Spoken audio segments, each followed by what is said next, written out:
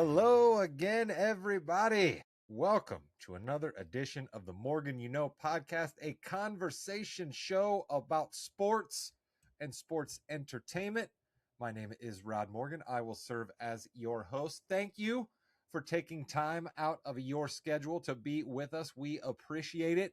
All we ask is that you like, subscribe, follow, whatever, in whatever particular platform you happen to be enjoying this, be it YouTube, be it Spotify, be it Apple, be it TikTok, be it, I don't know, something else I'm forgetting that our wonderful executive producer, Jimmy Jamriska, will remind me of right now. Jimmy, hello.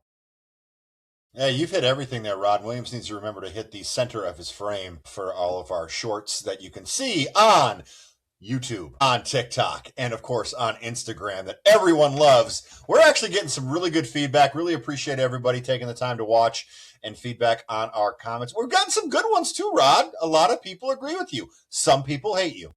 Yes, and that, you know what? That is the polarizing way that having opinions and actually believing the things that you say.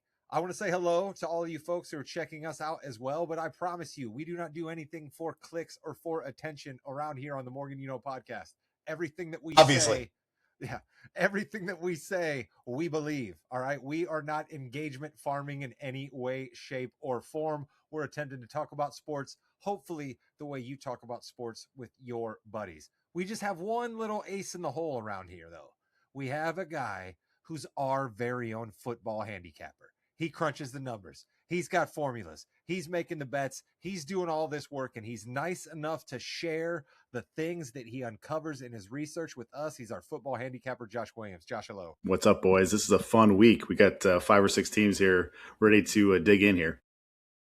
And we are a man down. We normally are joined by our good old friend, Chris King.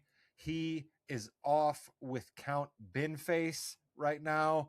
The election did not go the way they were hoping for over in jolly old England there. Count Binface came in second to Nigel Farage. So we are not getting a new hand dryer in the pub. Binface will not be the next prime minister of England. And Chris is off sulking. Jimmy, I'm not entirely sure when we're going to see Chris again. I'm a little worried. Between that and the fact that the Cowboys really aren't relevant anymore, he's really sad. See, I can say this because he's not here. I love it. I love it when Jimmy gets his Chris shots in when Chris isn't here. We will have Chris back with us next week. One of Chris's favorite things on the show is the cold open question. The guys sometimes, I'll be honest with you, have an idea of what I'm throwing at them. Like last week, for instance, I wanted them all to try to dig up pictures for their school outfits. This week, Jimmy and Williams have zero idea what I am about to ask them right now. So you are here for a true cold open question of the week. On July 17th, 2026, comedian Shane Gillis put on a performance at Lincoln Financial Field for 73,496 paying customers, setting a world record for the most ever attendance to a solo comedy show. Jimmy, you can get a Guinness Book of World Records employee to show up for you to break a world record for just about anything if you pay them. So I ask you, James Thomas Jamriska, graduate of the Plymouth High School class of 1998, what world record could you break? Might be in the running for most hot dog related paraphernalia that has been given to him by coworkers and family. And this really does stem, Rod, from one of our first ever Morgan You Know appearances together, or my appearance on the Morgan You Know before I was the executive producer, thank you. When I said, is a hot dog a sandwich? And I went off that it's not. Well, I mean, I've got my emotional support hot dogs that a coworker gave me out of nowhere, by the way. This wasn't a going away gift when I left. This was a, hey, I saw these emotional support hot dogs and I'm going to give them to you. How crazy is that? I've got as a going away gift, someone gave me a hot dog sign that I have. I've got so many hot dog related materials. I've got hot dog Band-Aids, Rod. Someone got me hot dog Band-Aids.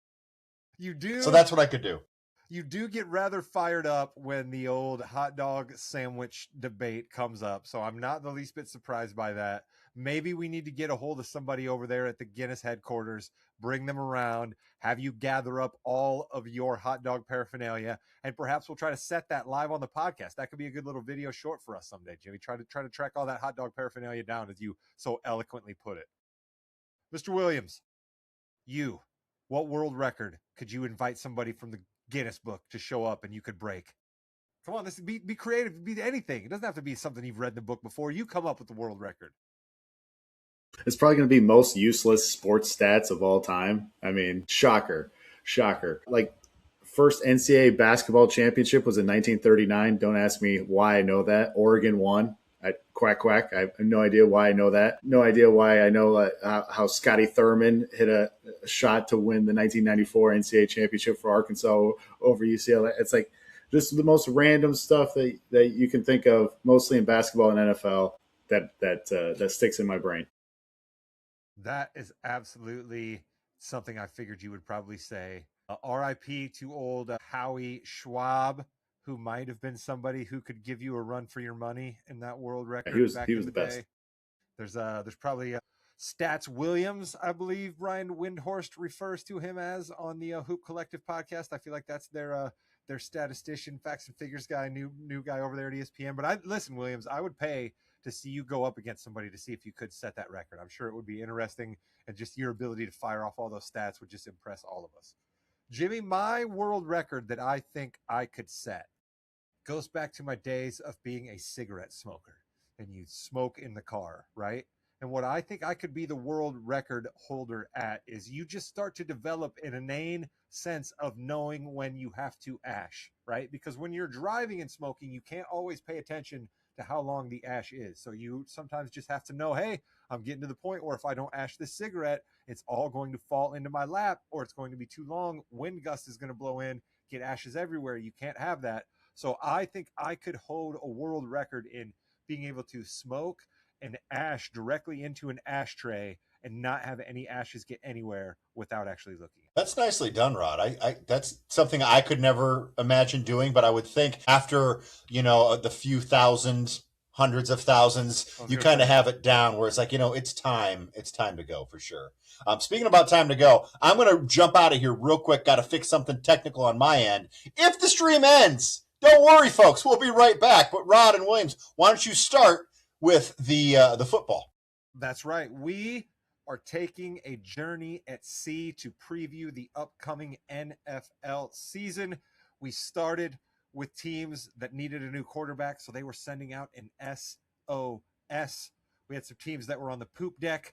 They were a little bit better than those sending out for an SOS, but still probably not much to look forward to this season. We then had the catamaran excursion level where, hey, maybe things are going to work out for you. It might be good if some things break right for you, but ultimately you're probably just doing something that's not really that fun. So this week, we have teams that are right on the precipice of the playoffs. We're not talking teams that are going to be the top seeds in the playoffs. We're talking about some of the teams that are going to represent the middle and the bottom end of the tier, right? So what do I call this tier for our journey at sea? Well, I basically thought to Titanic was the first place that I started, Jimmy. We think about how Jack Dawson, sure, he was on the Titanic, but he wasn't on the same Titanic that Rose was on. You know what I'm saying? Jack Dawson's down there in third class, right? He's got no windows. He's got bunk beds down there. He's got to shack up with 5-6 other people, right? Rose is up there. She's got her own glass windows everywhere. They got their own bed. They got the dining room they're all going to. So we got two different levels on the Titanic. So this week's tier, Jimmy, is below deck. You're on the ship. You're paid. Things are good. But once you get on the ship, you realize, you know what? There's a lot of other accoutrements for everybody else here that are the first class passenger. There are interviews with Aaron Andrews ahead of the big game on Fox. There are interviews with Maria Taylor ahead of the Sunday night football game on NBC. That's reserved for other people. That's reserved for the tiers that we're going to get to next week and the following week. This week is the below deck tier. Jimmy, what do you think of my crafting of below deck? No, I like this because much like Jack, people might not be thinking of these teams right now, but they may become the main character eventually in this story, and then they're going to drown. But they're going to be really important for the season.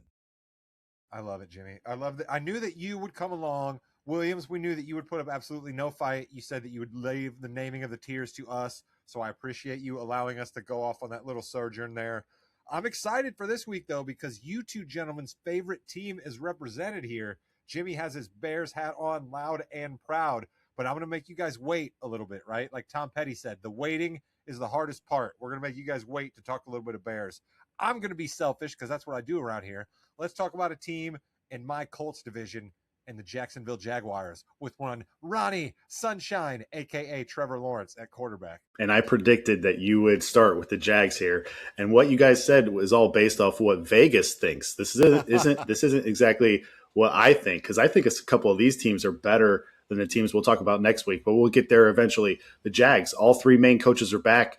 They're outside the top 10 in spending on all offensive positions, including bottom 3 at both running back and tight end. On the defensive side, they're spending top 10 on the D-line and at linebacker, but bottom 10 at both safety at corner. The Jags were 6th in scoring offense at almost 28 points per game last season. Head coach Liam Cohen added the 5th most EPA with his 4th down decision-making, but no receiver group let down their quarterback more than the Jags did with Trevor Lawrence. Their drop rate led the league in 25 and was the highest percentage of any team this decade. So there could be positive regression to Lawrence's completion percentage. Sack margin last year for them, -9. Penalty margin, -16. Despite those two stats, all the drops, the Jags still won 13 games last season. The strength of schedule this year, Jags 18th. Jags tied for 21st in net rest disadvantage at -3. But we give both points. We give points on both sides of the coin on this pod, and even if you filter out the drops for Jacksonville, Lawrence was still only 30th in completion rate. So how you asked, did the Jags finish 13-4 last year? They had help with 4 non-offensive touchdowns. Not just that, but 4 non-offensive touchdowns that totally flipped the script in each game. Remember, a 99-yard interception return versus the Chiefs in prime time, an 87-yard punt return versus the Niners, a 73-yard punt return versus the Texans, and a 58-yard interception return versus the Titans. Also, the Jags were the first team in NFL history to produce 30 or more takeaways in a season after recording 10 or fewer the year before. After scoring just 25 points off turnovers in 24, the D erupted for 110 points off turnovers in 2025. That ranked number 1 in the NFL. So that could be some negative regression coming their way next year on defense. The Jags also ran good in fumble luck, recovering 3.5 more fumbles than expected. They went 3-0 in games decided by a field goal or less. That doesn't sound like much, but that was the only perfect record in the league. They also went 2-0 in overtime games. They went 9-1 against teams who finished with a losing record. And Jags were also the 7th healthiest team in the league. Lawrence did take a sizable jump in the second half of the season in 2025. He was 5th in EPA per play and 4th in passing touchdown rate. And they do return all 5 starters on the offensive line. So that's good for them. On early downs, Jacksonville passed it more than 10 yards down the field at the 3rd highest rate. And the Jags did play the 5th easiest schedule of opposing offenses in 2025. Fantasy take here, Byshell Tutin's 31.3 missed tackle forced rate last year. That was the 2nd best among running backs that got at least 150 touches. So he could be possibly a running back sleeper in the mid-rounds this year. Jimmy Jam, the 2 things that I think about with Jacksonville, Williams didn't bring up there, and I love that. That means there's other great stuff that people should be focusing on. But I want to know, is Liam Cohen the real deal? Because I think that guy made some bold decisions last year, and we've seen how it starts out really, really great when you make a lot of bold decisions, but then it can swing the other way on you, and then all of a sudden we get the pitchforks out. And my second question was, whatever happened to Travis Hunter? Wasn't he going to revolutionize football, playing both sides, and the Jags were giving up picks because they were actually drafting 2 people by drafting 1? I didn't hear Williams mention Hunter in there. So, Rod, I think you and Williams both hit on a couple of things I wanted to talk about. Byshell Tutin is the key to the Jags because if they can't start that running game, then their receiving core is going to be in trouble. Brian Thomas Jr., I think I had more catches than he did last year. Not very good at all. Big sleeper, though. Maybe they want to get him back involved there. Parker Washington, Jacoby Myers, you kind of never know what's going on. But like you said, Travis Hunter was going to be this revolutionary player. Gets hurt early, doesn't play anymore, and now they're talking, well, I think he's going to play a little bit more defense, maybe a couple plays here on offense. So really, you're not thinking of him as a wide receiver. You're thinking of more of the defensive back, which, like you said, does that really mean that you had to give that much up for him? Williams, let's go to you on the coaching stuff. This is one thing that you will bring up week to week when we start doing our weekly recap shows. You'll always talk about a questionable decision that a coach made. I know you like when coaches go for stuff, but are you worried that maybe we're going to see the other side of the coin a little bit this year for old Liam? Well, I think he was good in last year. I think a lot of those stats that we talked about with Trevor Lawrence, especially in the second half of the year, he was learning that offense. And I like aggressiveness on first downs. What I had a problem with Cohen was the playoff game. He just didn't run the ball as much as he should have against that Buffalo front seven. I don't know if he's got too excited. First home playoff game in a while there for Jacksonville, his first playoff game coach. So you hope that he corrects that. But I'm a big fan of Liam Cohen. We'll see if and they did trade. The GM did a good job trading for Jacoby Myers midway through the year, and a big reason for that was because Jacoby Myers just doesn't drop passes. And he knew that his wide receivers were number one in dropping passes. So you had that with Parker Washington's just out of nowhere season, and nobody even – Travis Hunter, the hype you hope is real on him if you're a Jacksonville fan. No one even really talks about Brian Thomas Jr. anymore on the outside. So we'll see. They have a lot of weapons. So, yeah, we'll see. Jacksonville is a very interesting team this year. Yeah, Jags in the AFC South. I know. My goodness, Jimmy. I'm so enthralled in what Williams was saying there. I forgot that I was on mute. The Jags are in the South with my Colts. We touched on the Titans already. We touched on the Colts. You know what? Let's just go ahead and close out the AFC South. If the Jags don't win the AFC South, if the Colts don't win the AFC South, it's probably going to be the Texans, right, Williams? You would think Houston's strength of schedule, 11th toughest this year. Net rest advantage tied for 6th most at +8. Sack margin last year +16. Penalty margin -7. And Brandon Thorne's O-line rankings 27th for Houston heading into the year. So they need some help there on the offensive line. The spending breakdown, overall offense up 8 spots to 22nd, bottom 6 in spending on the O-line and at running back, which seems to be a theme for them in the last handful of years. Top 10 at the tight end position in spending and top 5 at the wide receiver position spending. But they were just dealt a huge blow in the last few days. Jaden Higgins at wideout is going to miss the entire 2026 season after he tore his ACL at a joint practice this week. Big blow there for them. Defensive spending surprisingly dropped 21 spots to 28th on the D-line for this upcoming year. Linebacker still top 5, safety bottom 10 in spending. A little surprising there also. So we know D'Amico Ryans has a good D.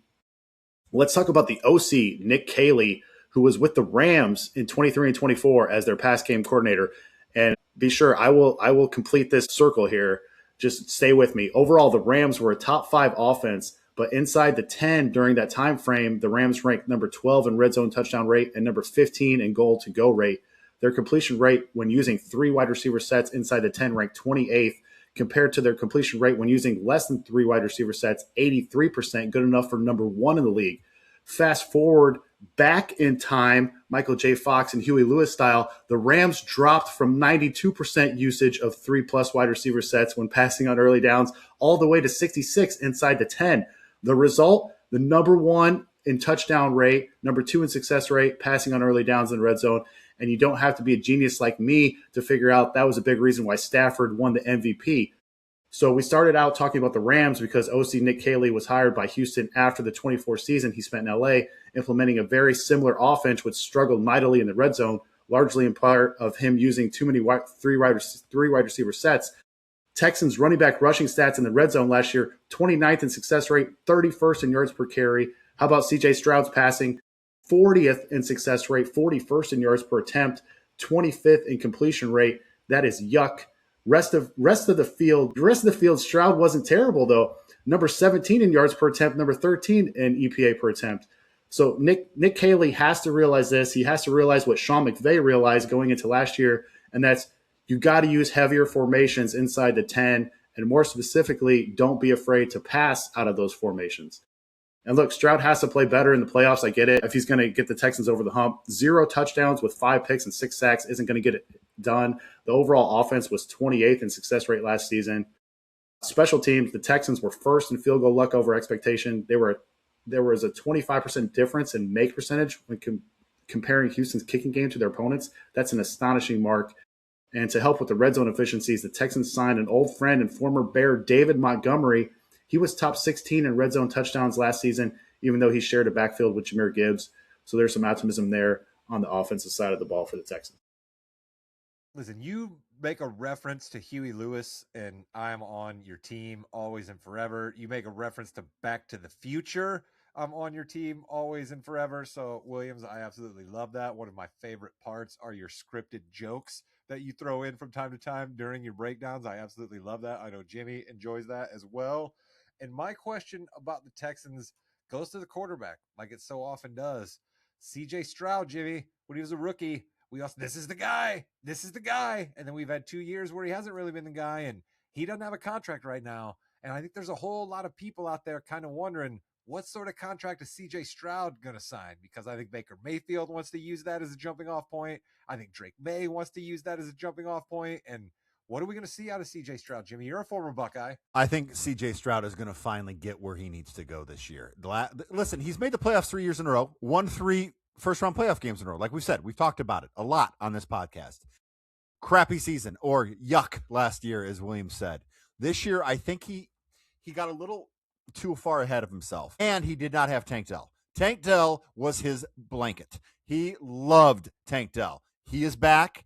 Let's get him in. Let's get him going. That first, streak down the side, he's going to be fine. Tank Dell, excellent call out of you there, Jimmy. I got to admit, though, man, I despise the Texans. I despise the Jaguars. Like, just they beat my Colts in games, especially the Jaguars. I think the Jaguars I despise a little bit more because they have no business beating the Colts sometimes, and they beat the Colts. Like, do I need to go back to the Carson Wentz game? Do I need to go back to that for any Colt fan? My goodness. But we're done with the AFC South. We've talked all about it now. It's time to move on to some other teams who are below deck, right? They're on the ship. Things might get them to the playoffs, but they're probably not the high-ranking rungs of the playoffs, except for maybe one team, Williams, that I was interested to see here, and that's the Denver Broncos. You hear a lot of people telling you the Broncos are maybe the favorite in the AFC. You hear a lot of people telling you Sean Payton is the cat's meow. I don't know why I just went cat's meow, but I did when it comes to coaches. What do you got for us on the Broncos? Yeah, and sorry, and the first two teams over 9.5 there. That's the same with Denver. It's over 9.5 minus 115. That could possibly seem low, but this is a very interesting breakdown with this team here. And how many people would have guessed that Bo Nix would have led the NFL in passing attempts last season? Well, that's exactly what happened. Not only that, he had over 600 attempts. There's been just 2 quarterbacks in the history of the NFL to lead their teams to 14 wins, yet still throw over 600 pass attempts. That's Patrick Mahomes in 2022 and Bo Nix in 2025. How about that little tidbit that might win you a beer at the local saloon with your fantasy buddies? Strength of schedule, 11th easiest. Net rest advantage tied for 12th best at +3. The Broncos ranked 3rd in defensive player health in 2025. And the spending breakdown up 11 spots on offense into the top 10 overall. They continue to be a top 3 spending unit on the O-line. And oh, by the way, Brandon Thorne from ETR and Warren Sharp from Sharp Analytics ranked the Broncos as having the very best O-line in the league this season. Running back spending up 12 spots to mid-pack. Wide receiver spending up 6 spots to mid-pack. Tight end spending up 12 spots to top 5.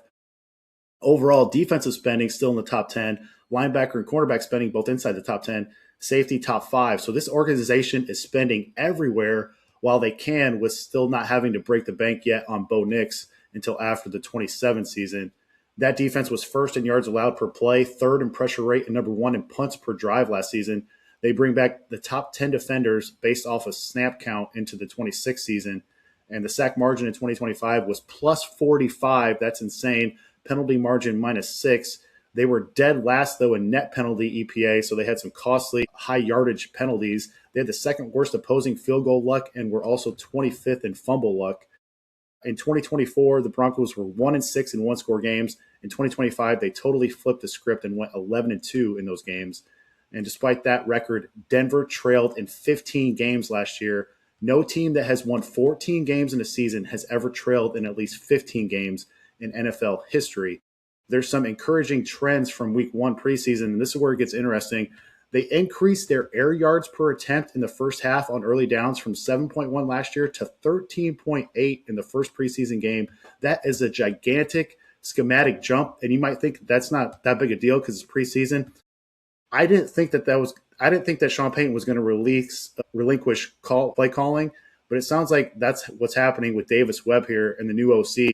They threw it down the field more than 10 yards at a 27% clip in 2025. The first preseason game, they threw it down the field at a 55% clip. Again, huge jump. The new OC, Davis Webb, is now calling the plays, it seems like. Could be the next superstar play caller here. There's a reason why they brought in Jalen Waddle. The Denver wide receiver and tight ends were dead last in catches of 20 or more yards down the field in 2025. That could be Sean Payton's play calling. I'm not sure. Sean Payton was dead last in pre-snap motion rate last year. That was surprising. And I have a feeling that Davis Webb is going to improve that. So I came in this year trending towards Denver a little bit downward because I was super high on them last year. But if they're going to start throwing the ball down the field and scoring in the first quarter, this could be a bet-on team in 2026. I like it.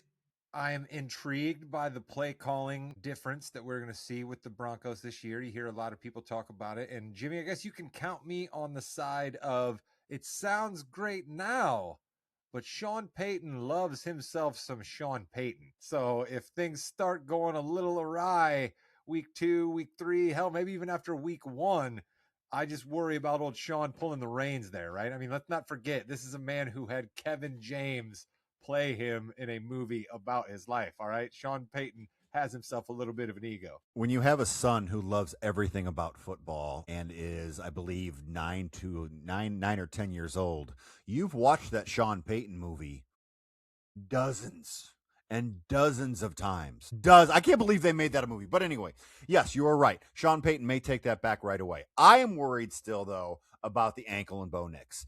Destroyed his ankle in the playoffs last season. Mobility was big for him, so that we got to watch that.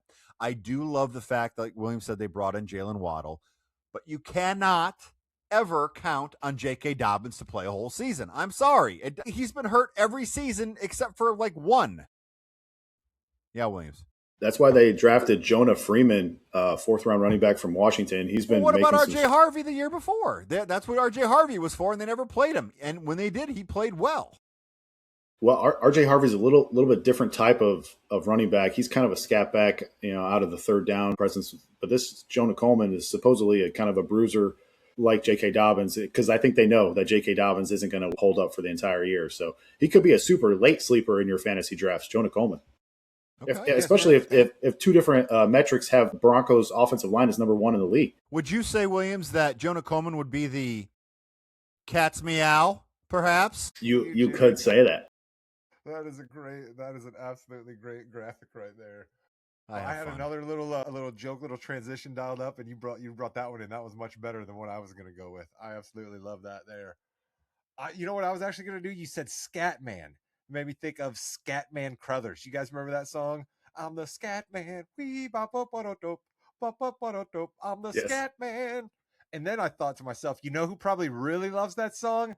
Jim Harbaugh. Jim Harbaugh is just weird enough to absolutely love that song and sing that song when he walks around coaching football in the sunshine, wearing khakis, screaming, who's got it better than us? Let's talk about the Chargers. Yeah, Chargers over 9.5, also minus 135. So there's a lot of juice there. In comes DJ Mikey McDaniel at OC. We'll get to him a little later with a remarkable stat. Strength of schedule, 13th toughest, net rest advantage, dead last, minus 24 days. This is where I go on a rant about the stupid NFL scheduling.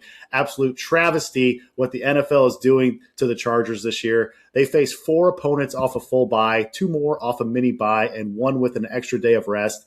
The net rest day disadvantage is the worst the league has seen in 13 years. Why does the net rest disadvantage matter? Well, the Chargers last year were 25th in offensive player health and 23rd in defensive player health. No Charger offensive lineman played in all 17 games last season, and I don't see that having a chance to improve much when you have that significant of a disadvantage throughout the year. And they just lost their center, Tyler Biadasz. So that's another big blow. But this is why the Chargers went out and added 3 offensive linemen in free agency and 4 more in the draft. The sack margin last year, minus 15, penalty margin, minus 4. Thorns O-line rankings 5th, but they just lost their center. Like I said, Tyler Biadasz, possibly for the year, to another joint practice injury from this last week.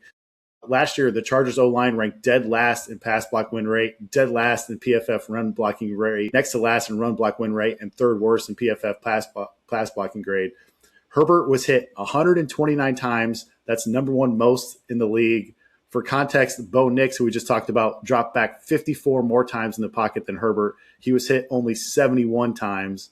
11 teams won at least 11 games last year. They averaged 34 sacks taken. Only one team took 50 sacks or more, and that was the Chargers, who took 60.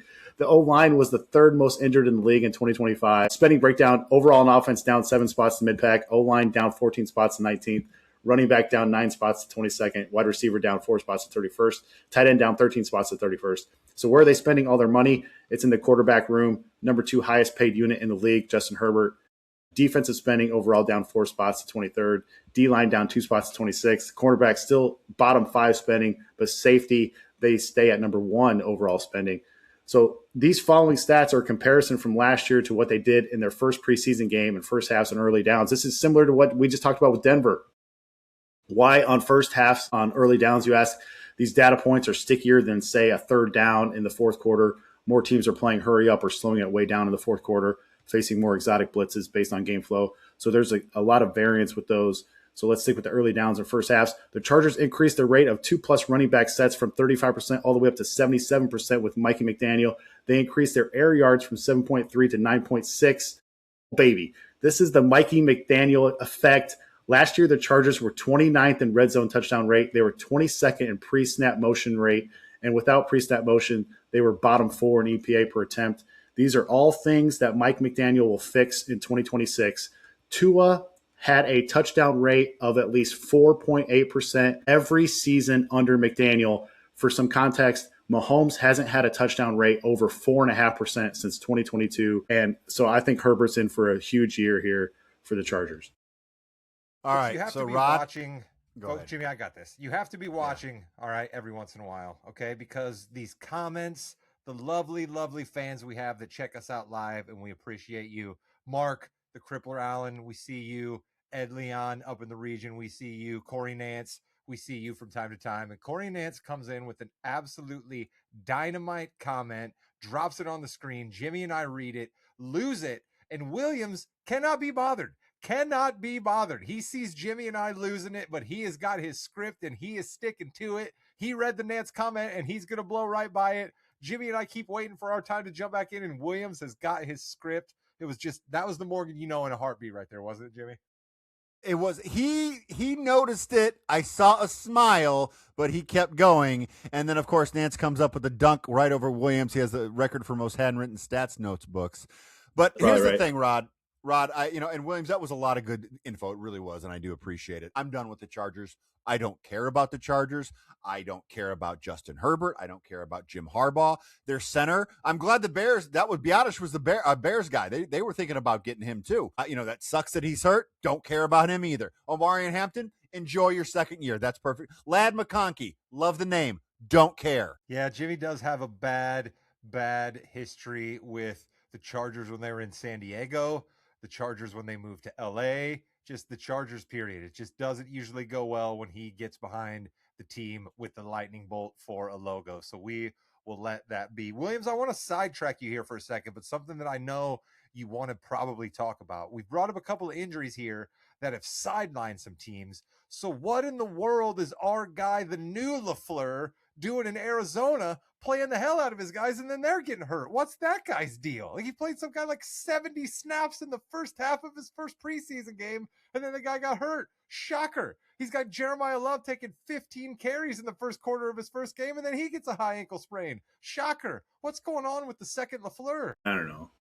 These new coaches want to come in and they want to set the precedent of, we got to be tough. We got to play every snap. Sean McVay has said this, he doesn't care. And Dan Campbell is the same way. Dan Quinn for Washington. These veteran coaches don't care about the preseason. They're getting most of their plays in either their practices or joint practices, which there's been some injuries in the joint practices too. So I don't know. I think we're getting closer to cutting down one of these preseason games from 3 to 2 and then adding a 18th regular season game, because I don't think the fans want the preseason games. I think the coaches are done with the preseason games. And these players I think, are going to come to a point where they're going to put it in the CBA where they don't want these preseason games, but because of injuries. But I don't know. We'll see. Some new stuff maybe to be in the CBA about the preseason. Perhaps some stuff is going to need to be about the way coaches interact with insiders in the new. No, listen, we're not going to go there, but we are going to talk but we are going to talk about the Patriots. All right, Williams, we're going to talk a little bit about the Patriots before we get to the main course, the team that always thrills the nation with their T formation. We're going to get to the Bears soon, but first we got to talk about the Pats. Yeah, Pats exactly the same as Chargers, over 9.5, minus 135. Strength of schedule, 10th easiest, but that's a huge jump up from what they played last year. We'll get to that in a second. Net rest advantage, tied for 6th most at +8. Thorns O-line rankings, 24th. It's a little surprising there, but I guess they did have all kinds of trouble at left tackle in that Super Bowl against Seattle. The sack margin, -13, penalty margin, +9 from last year. And this might have been the number one most positive regression team from last year. Probably them and the Bears, considering how bad the coaching was for both teams in 2024. In that year, the Pats were 3-6 in one-score games, -11 in turnover margin, -24 in sack margin, -11 in penalty margin. So that's a +20 swing from Jared Mayo in 2024 to Mike Vrabel in 2025. They were also number 30th in health overall in 2024. How about this flip? They were number 1 in overall health last year. So everything bounced their way. Think back to 2024. The New England Patriots were not favored in a single game at kickoff. How about that? They finished 4-13 that year. Then last year, they get the second easiest schedule in the league, rattle off 14 wins. After all was said and done, after the calculations came out to where the Patriots had actually played the easiest schedule in the last 25 years of the league. So they really took advantage of that. They go out and add A.J. Brown and Romeo Doubs. Did you say 25 years? So we're talking like nobody since 2002 has played a schedule that easy? Yeah, nobody since 2000, going back from last year's team. I mean, listen, man, Patriots fans don't want to hear that, but like that's math looking them right in the face right there. Yeah, they go out and add AJ Brown and Romeo Doubs in free agency. AJ Brown gives them a big physical weapon on the outside that this organization has clearly been lacking for the last, I don't know, maybe a decade. Spending breakdown, offense 19th overall, O-line just outside the top 10, tight end just outside the top 5, defense top 5 overall spending, D-line, linebacker, and cornerback all in the top 10, safety up 11 spots to 18th in spending. Surprisingly, on the defensive side of the ball, the Pats were dead last in goal-to-go efficiency. So if they fix that area, watch out. I mean, the teams were scoring touchdowns on them if they just got the ball down inside the 10 on them. Drake May was number 3 in early down success rate, number 3 in total efficiency, number 2 in passing offense. On first downs, Josh McDaniels' offense is ranked number 1 in yards per attempt, number 1 in EPA per dropback, number 1 in passer rating, number 1 in passing success rate, number 2 in first down rate. Massive. And because of this, they jumped 24 spots up to first in first quarter points scored from 2024 to 2025. There you go. The New England Patriots. Great. Good for them. Let's move on to the Bears. Jimmy, you set it up. You put it on a tee for Williams. What you get to start the Bears conversation and then give it into Williams. How about that? All right. So watching the preseason, I've been very excited because I think Caleb Williams has it. I think it's a lot quicker for him. He knows the offense. I think Colston Loveland has it.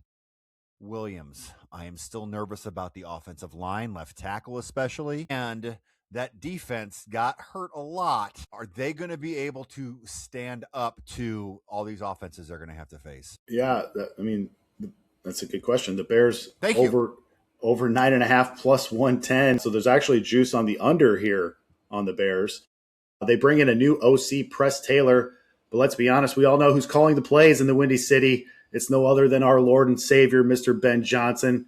And how about the presser the other day with him kind of calling his own shot like Cignetti with IU 3 years ago? Johnson said he wants points, and more points. He wants blowouts. He wants the highest scoring offense in NFL history. If one is unaware, that would be your 2013 Peyton Manning-led Broncos with an astonishing 37.9 points per game. Yes, Ben Johnson wants the Bears to average 38 points per game this season on offense. Make the Cignetti comp with the points to Purdue, but then the highest scoring offense of all time to the equivalent of saying that Michigan and Ohio State both suck. Cignetti pulled off the unthinkable. Can our Lord and Savior do the same? Bears got their first playoff win in 15 years last year when they took down the Pack in a thrilling come-from-behind win at Soldier Field. No big whoop. But was 2025 a building block or a fluke season? The skeptics would say Bears were number 1 in turnover margin, number 1 in best fumble luck, number 7 in best field goal luck, number 3 in most fourth quarter points to win games from behind, doing it all against the number 4 easiest schedule of opponents. The great people of Chicago don't care about that. They've had to watch the debacle of Mark Trestman, John Fox, Matt Nagy, and Matt Eberduce spending breakdown down to 10 spots overall on offense, spending to 16th, but they are still top 10 in O-line spending and top 5 in tight end spending. On defense, this may surprise some people. They are spending top 5 overall on D. That has not changed this year. Biggest jump is on the D line from 18th to 6th. Biggest drop is at safety from 9th to 28th. Under Ben Johnson, Caleb Williams improved his EPA by 19 spots in the first year of his offense up to 15th. Caleb led the league in 25 and fourth quarter comebacks. And how about this stat? In 2024, Caleb was 45th out of 46 qualified quarterbacks in sacks per pressure. In 2025, he was 5th in sacks per pressure. So plus 40 spots of improvement under Ben Johnson. But it wasn't just the passing game that improved. The rushing success rate jumped 20 spots from 2024 up to 5th in the league last year. And they were up 28 spots from 24 in runs gaining 5+ yards. The additions of Jonah Jackson, Drew Dahlman, and Joe Tooney on the O-line helped the Bears rank number 5 in run block win rate and number 1 in pass block win rate this last season. Drew Dahlman did retire at center, though, so that's a question. Overall picture, the Bears go from the 9th easiest schedule last year to the 6th toughest this year. On defense, last year they were 29th in yards allowed per play, 29th in yards allowed per game. But the Ben Johnson effect, the Bears were top 5 in EPA on fourth down decisions and number 1 in the league in throw rate of 10 or more air yards on early downs. Chicago in 2024 early down play action rate was the 3rd least amount in the league. In 25 under Johnson, it was used at the 2nd highest rate in the league. And one last thing, Caleb was next to last in 24 in regards to when he was pressured. He would either throw a pick or take a sack on 34% of the dropbacks. In 2025, he was the 2nd best quarterback in the league when pressured and avoiding a sack or throwing a pick. He did that on only 5% of his dropbacks. The number 1 QB in the league with that stat last year, your reigning MVP, Matt Stafford. So 6th toughest schedule, but the number 1 net rest advantage schedule in the league is your Chicago Bears. I'm really intrigued by one factor that relates to the Bears, but it also kind of touches a couple of other teams here, Jimmy, and I'm interested in your thoughts on this. The NFL, to me, teams just seem to kind of have an identity, right? Like you can come with different coaches, you can come with different players, but like the same thing always kind of seems to happen, right? The Steelers, right? Mike Tomlin was there for a bunch of years, but like, do the Steelers play Steeler games because Mike Tomlin was their coach, or do they play Steeler games because that's what the Steelers do? So I'll be interested to see if Mike McCarthy has the Steelers playing any differently this year. And now we go up to Chicago, the monsters of the Midway. Brian Urlacher, Dick Butkus, Richard Dent, Mike Singletary. These are the Bears greats, okay? The Bears are not exactly a team that lights the world on fire on offense, okay? You guys have never really had a quarterback. You used to have to tell people Eric Kramer was your best quarterback. Then it was Jim McMahon. Then it was my guy Jay Cutler, who nobody wants to embrace, but was the best Bears quarterback for a bunch of years. And now you got this new guy, Caleb Williams, who looks great. You got Ben Johnson, who looks great. You got all these wonderful toys, to quote Jack Nicholson from the first Batman movie. But I just find it hard to believe that the Bears are going to be an offensive juggernaut, Jimmy. What do you think about my thoughts? As a Bears fan, I agree with you. But looking at Ben Johnson this summer, especially, and how he interacts with everybody, they have a really, really good coaching staff. Like William said, Press Taylor came in offensive coordinator, but Antoine Randall L did an interview the other day, and Ben Johnson came on, and they goofed around. And it's something I've never really seen before, just kind of having that chemistry. And this is the year to do it, because next year the Bears are going to lose like 4 coaches, I think, to either offensive coordinator or head coaching roles. I believe in Ben Johnson. He is the Lord and Savior, right, Williams? So, yeah, this is offensive juggernaut type situation. I am nervous about our receiving core. Our tight end room is amazing, but we got to make sure Luther Burden and Roman Dunze are actually healthy and on the field, because if not, that could be trouble. So Williams might just being crazy for saying that the Bears can't have a good offense because they've never had a good offense. That's just ridiculous for me to say, right? No, I mean, we all agree with you. But I think obviously there's optimism in Chicago because we've never had a coach like this, and we've really never had the upside of a quarterback like this. So I have way more questions about the defense, especially if we're going to be down to like our seventh safety by week 2. Like that's not good. But I think this is going to be the best Chicago offense of all time this year. Well, let's hope that it's a lot better than that because it's a low bar to be the best Chicago offense of all time. I'm not sure if So I'll say top 3 offense in the league. Okay, there we go. I was going to say because I'm just the best Bears offense of all time. I'm not entirely sure if that's It's like 23rd in the league right now. Yeah. I'm not trying to be mean, guys. I'm just saying that I get it. Facts are facts. So Sid Luckman. Let's hope they're Sid Luckman. Let's hope they're an offense like 18, right? Let's hope they're an offense like 18 back in the day, running for the Polian Colts, right? With Marvin Harrison and Reggie Wayne and Edgerrin James and those boys in the backfield. Let's hope things are going for the Bears like that, right? That would be absolutely wonderful. Williams, I think we had a good trip below deck. Are you excited about the final 2 tiers that we will embark upon? And we'll have to make our picks, wins league draft. Like the NFL's around the corner. You got to be hyped. Oh, yeah, man. Oh, yeah, that's great. I'm interested to see what you guys are going to put down for this upcoming 5 teams here. What you guys are going to name this tier. So we got Cincy, Green Bay, San Fran, KC, and Philly.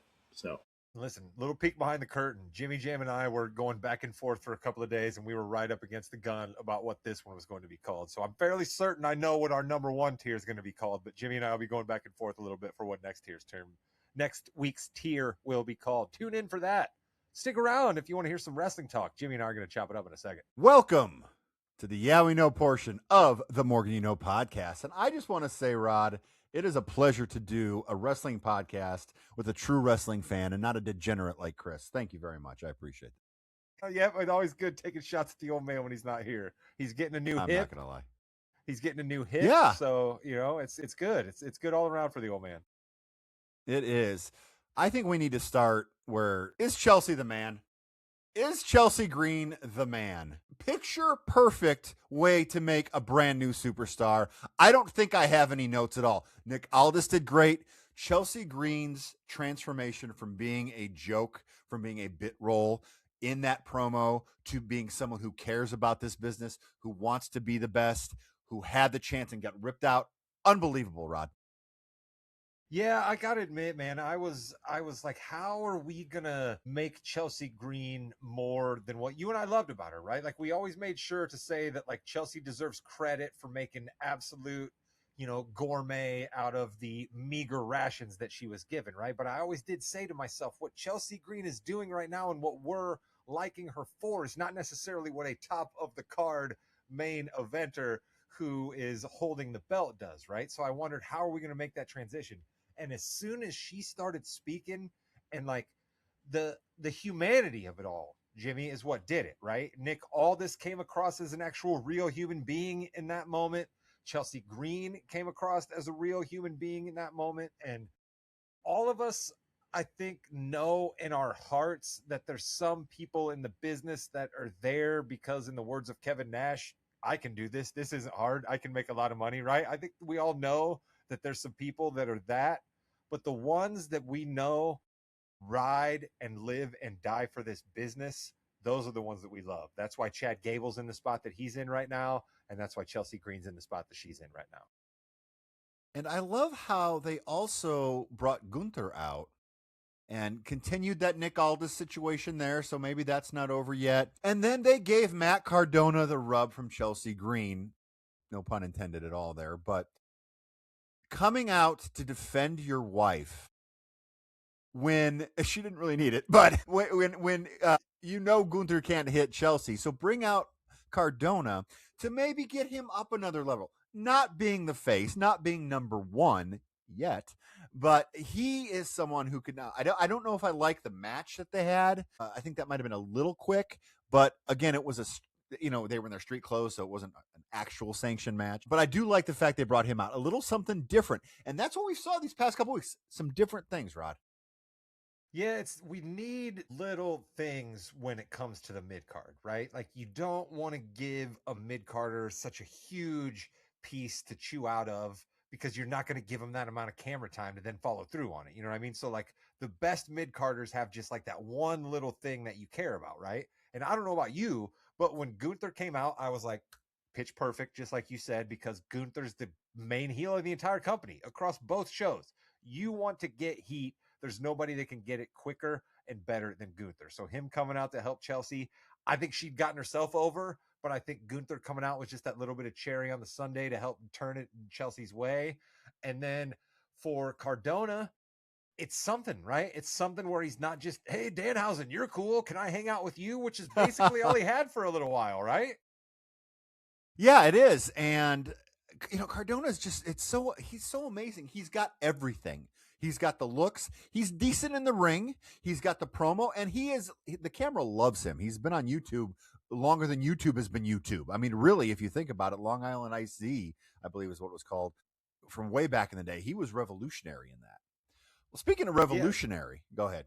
You're good. I'm just going to say, no, you're right about his charisma, though. You're absolutely right about his charisma. And if they could figure out the right way to harness it, you could be looking at a guy who kind of has a rise similar to somebody who I know we're probably going to talk about, and that's Mr. LA Knight, right? Because that's a guy who basically came and he was a mid-carder, right? But he had such presence and he had such charisma as a mid-carder that he just started to gradually be on that rise. And I think that's the only way Cardona will get there.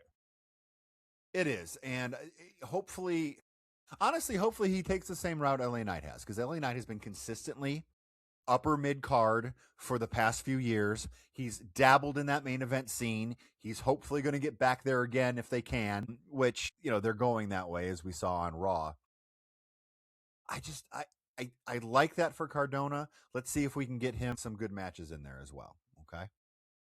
He's going to need an opponent. That's the other thing too, right? It can't be Gunther. So we're going to need to figure out a way to take a little bit of what we just got off the Chelsea situation and find somebody that maybe somebody will make another offhand comment to Cardona in the back about Chelsea or something like that. You know what I mean? I don't know, but it can't be Gunther. How excited are you for CM Punk and Kevin Owens this week on SmackDown? Man, I don't know what I want to think at this point, right? Like I'm really, really excited for it. I'm buying into the level of hatred they seem to want us to believe they have, right? I mean, that's just where I'm at, Jim. I mean, like I have so many times, but I've been back for so many years now, and my favorite part about being wrapped up in the world is like those times where I'm like, oh, is this real? And I'm smart enough to know that 9 times out of 10 it's not real, because they all know what they're doing. But it certainly does seem as if Kevin Owens and Phil do not like each other. What is it? Kevin Steen? Isn't that his real name? Isn't his real name Kevin Steen?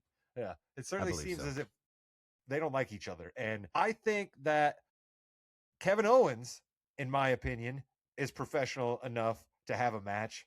But I don't know. I mean, we've got some evidence where if CM Punk gets a little bit mad about a creative decision or a little bit mad about some disrespect shown his way, like he's liable to do about anything, Jimmy. So I'm way interested in it, to tell you the truth. I don't even know what to think.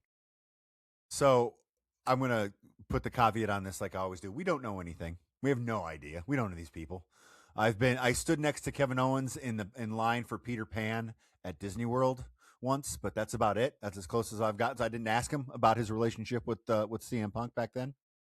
But we all have those people at our jobs or in our families or, in maybe our extended friend circles who we kind of tolerate. It's like, they're fine. I'm just not my guy, not my girl, whatever. That might be what it's like. They have to respect each other, I would hope. And they're both amazing professional wrestlers, and it's going to be a battle. And I hope it goes long, and Kevin Owens better be holding that belt above his head. Let me tell you that right now. I would love it. Do you think that's where they're going to go, though? I know that's what you want, and I think that's what all of us want. But I'm with you. I don't think that's what they're doing. Not on a SmackDown. Did you remember that Damian Priest and R-Truth were still the tag team champions? I did, only because I'm such a big R-Truth guy. So I'm always kind of keeping up with what my guy R-Truth is doing. But yeah, you could have convinced me that like somehow R-Truth was the tag team champions just by himself, because Damian Priest, it's just like it's kind of a Priest is one of those guys, you and I love him, but it's just like he never gets any momentum. It just never seems to go. Yeah, he start, stop. He was world champion a couple years ago for a little bit.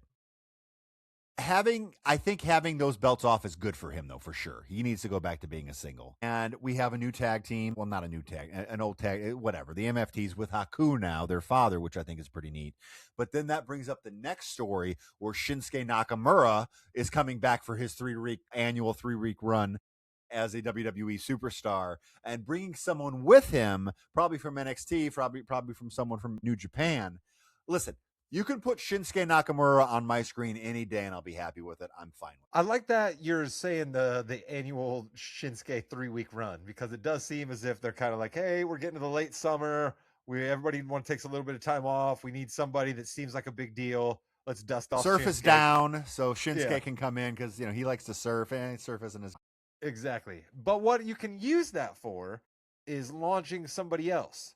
So I think it's a good idea that they're attaching, what's her name? Tatum Paxley.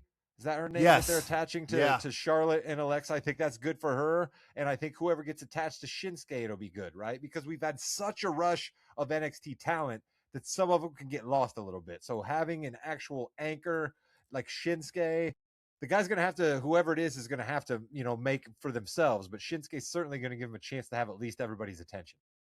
It is, and when your LA Knight comment earlier took me off of Tatum Paxley's because I was going there next, so I appreciate that. I do like that Tatum Paxley. Having someone be an obsessive fan always works. Mickey James worked with Trish Stratus, and I always go back to that. That works a lot, and I like it. So let's keep going with that. And again, Shinsuke, we'll see what happens. Hopefully, they get some good matches out of it.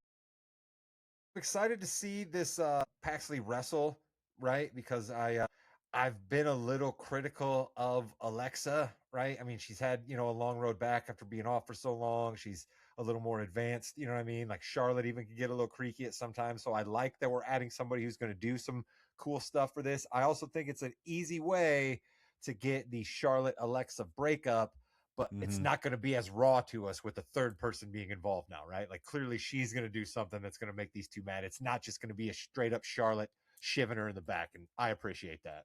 Well, that's the thing. It's like, Charlotte, Alexa thinks she's better than you. You're the queen. You're everything. But she said that you weren't really good and you're getting a little old now. What? I can't believe that. You're my favorite. And then the same thing to Alexa. Yep. It writes itself sometimes. Yeah, it does. Speaking of good, let's talk about Raw. Can we talk about Raw? Good one. I had so much fun. With Raw. Let's call it out right now. Lyra Valkyria and Sol Ruka. To me, Lyra showed that they're underutilizing her so much, and they have been. This new character, we'll see where it goes, but she is a good wrestler. When you're at the spot where you need to be at the spot, Sol Ruka looks great. When you're a step slow or a step fast, Sol Ruka looks bad. This was hard hitting. I loved that about it, and everyone seemed to hit their spots, and that Soul Snatcher was great at the end.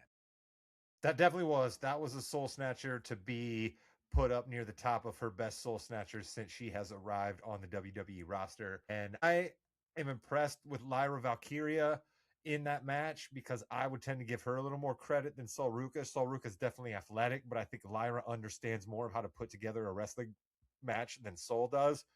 But the one question I'd have about Lyra Valkyria, Jimmy, is doesn't it seem as if Lyra Valkyria has basically been like, hey, you remember that thing that Nikki Cross did that nobody really bought? What if I did that? That's kind of what it seems like she's doing right now. Well, but doing it a little better than Nikki Cross was a little different character, but yeah, we'll see what happens there. By the way, Nikki Cross, a great interview on YouTube with Chris Van Vliet. I love the fact that he brings everybody like that in. I digress. He's a good interviewer. That guy's a good interviewer. He does a good job. I dig that guy doing stuff for the wrestling out there. And I also, anytime he brings on Will Sasso or Dan Soder, I'm in. So that was one of my favorite matches. I know your favorite match of the night, though, was unbelievable I was going to make a joke, but let's just not do it. Rey Mysterio and Chad Gable. They put on a clinic. Rey Mysterio's better now than he was 15 years ago. It's absolutely amazing. Like, I texted you immediately after that match, and I was like, Chad Gable and Rey Mysterio gave us a match for absolutely no reason, but it was a complete banger. I mean, like, we'll forget about this match by the time we get to the Yeah We Know Is at the end of the year, and when we have other matches to stack it against, we'll say, like, okay, we can't put it as the match of the year, but it was so good. And I don't remember the exact date, but I feel like it was 2 years ago, maybe 3, something like that. I was down in Indianapolis at Dax's house for a random night. I flipped on SmackDown. This was before Dax had even come a big time WWE fan. I flipped on SmackDown, and all of a sudden, randomly, Rey Mysterio just won the United States Championship. And I remember just like popping because I was like, awesome, you know what I mean? And like Rey got me because he still has that. We still all remember the WCW, WWE Monday Night Raws, and friggin' Mysterio was part of that. You know what I mean? Like, and then he came to the WWE, and it was such a big deal. And he's got Eddie Guerrero lineage, sort of. You know what I mean? And like, we all love Rey Mysterio, and for him to come out and still be able to put on that level of match where he looks just like the scrappy underdog. Yeah, for him to come out and do that was but is amazing. pulling all these wild counters. I just I think totally that thought he was going to win that match, Jim, and I was ready for it. What a match. He has redefined being a professional wrestler. I mean, he went from being extremely small to being a little too big to then coming back and doing a great job. He's the GM of AAA right now as well, so that works for him. I just overall, I thought that was a really good moment. I know Rod's having some difficulties right now, and we'll see if we can get him back or not. I do want to talk, though, also about the Braun Breaker, Oba Femi, Paul Heyman triangle that we have going on right now. It's all pointing to Paul Heyman going with Oba Femi, which means that he's going to go with Braun Breaker, and Braun Breaker will somehow either get the win. I don't think it's going to be a clean win. It could be a count out. Something could happen, but they're not going to waste this on a Sunday night's main event for sure. But the way to do this is, I think, to have Braun Breaker and Paul Heyman reestablish their connection as the Vision. And Rod, welcome back. I appreciate you coming back because solo show, I haven't done that in a minute. So I do appreciate it. I was just rolling on my thing there, and then I realized I was out. You didn't care. Yeah, I was like, I hope this isn't going over on the video because sometimes it does. But I was talking about the Braun Breaker, Oba Femi, and Paul Heyman segment, and everything is pointing to Paul Heyman and Oba Femi being a gigantic force to be reckoned with moving forward, which means that it's going to be Braun Breaker and Paul Heyman as a gigantic force moving forward. And I think that's what they need to do now to reestablish Braun Breaker as that gigantic heel. So do you think we're going to have a Paul Heyman injecting himself in the match to get Braun over type situation? Right? Because, we certainly can't have Oba just going down, right? And I don't think we can also have Braun just beating Oba. But I agree with you that the best thing to do for business is to get Braun back up near the top of the card, and beating Oba Femi, even if it's dastardly, would certainly do that. Yeah, they're definitely not wasting a huge win for either of them on Sunday night's main event. So I think Breaker's going to walk out the winner. I was saying this when you were off, I'm just not sure how that win is going to come. Is it a count out? Is it, chicanery on Paul Heyman's way? But I think it needs to be Paul Heyman and Braun Breaker moving forward. I like that more. Yeah, because we don't really gain anything with Paul Heyman coming out with Oba Femi. We just don't, right? Like I think Brock Lesnar and Paul Heyman again. Yeah, it's the same thing. Oba showed us that he can handle himself on the mic when he just broke into a Braun Breaker impression for no reason. That was terrific. I thought completely switches his accent, which. Again, it's kind of a Kofi Kingston thing, It's like, oh, that's not how he actually talks. Yeah, he doesn't. But I think they did a good job with that. They're building it up pretty well. They just have too much time in between big shows right now, I think, is their big issue, because that's why we're having a Friday night SmackDown having the World Championship. Yeah. Speaking of main events, let's go right to it. The Bloodline reformed. Solo Sikoa back in the Bloodline. He's going to destroy LA Knight, except he doesn't. He goes after Roman. I can't believe it, dude. They're making Solo bigger than LA Knight right now, and LA Knight's big. I love it. It's terrific. Pew pew. Pew pew indeed. Shout out to our guy Chris. We always miss not having him riding with us. He would certainly be the counterpoint to our point about this segment right here. He hates the Bloodline. So I'm not sure what he would say about this. He likes seeing Roman go down, so I think he'd enjoy that. But I think he probably would still complain about how the Bloodline continues to be. But what Chris fails to realize is it's the dominant storyline because it's perhaps one of the greatest storylines that wrestling has ever told since the NWO. Okay? It's just quite possibly the greatest storyline that they've ever been able to tell in wrestling since then, in my opinion. All right? And they're trying to stretch it out, just like they did with the NWO, for sure. Exactly. So I think that any time that you can give me a segment that harkens back to Sammy turning on Roman, right? Which is a little bit what that segment had a bit of a feel like. Remember Kevin Owens locked up into the ring post and Roman Reigns directing Sammy that he has to pound down his friend, right? And Solo and LA Knight don't even have that long of a relationship like Sammy and KO did for that scene, and it still worked, and it worked because of Solo. We all buy Solo right now. Wrestling fans sometimes don't like to admit it, but we want to be taken on the ride by somebody that can talk. And Solo Sikoa doesn't get enough credit for how great of a promo man he is. He's proved it the last couple of weeks, and he's got the audience in the palm of his hand. I thought that was a terrific segment. Always up for a Solo Sikoa pew pew, if you will. And I think with that, you've been listening to the Morgan You Know podcast. Chris, fine. Rod, take us home. Like, comment, subscribe, please. Maybe even give us a comment. Jimmy and I would greatly appreciate that. 5 stars helps us out. It helps everybody else out. And Chris, stop being on the bender with Count Binface. Come back to the podcast so that you can properly say goodbye, net. Yeah. Dude, is Kawhi Leonard? We didn't do NBA. Yeah, Is he going to play this year? I think so. I think he's going to play. I think he's going to be a Raptor, right? No, I think he's going to be a Clipper. I think Really? what's going to happen is I think the Raptors are going to say to themselves, you know what? We don't really want any part of this. And I think Grady Dick, Brandon Ingram, come on back. We really wanted you guys. That's fine. Don't remember. Takes these back. You know what I'm saying? That's what we're doing here. So no, I think Kawhi's going to play for the Clippers, and all of us are going to be continued to be disgusted by NBA ownership.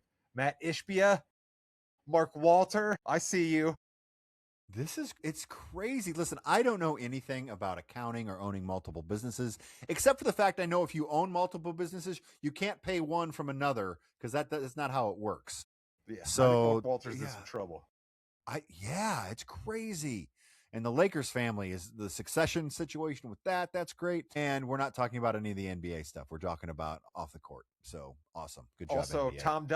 Tom Dundon, don't think that you're off my radar, my guy. Nah, he's sitting back saying, he's sending flowers to these guys. That's right. He's like, I'm still after he's you, like, Dundon. you know, I'm not putting any more money into my team. You know, I'm not doing that. That was a all right, great then. ending. That was a good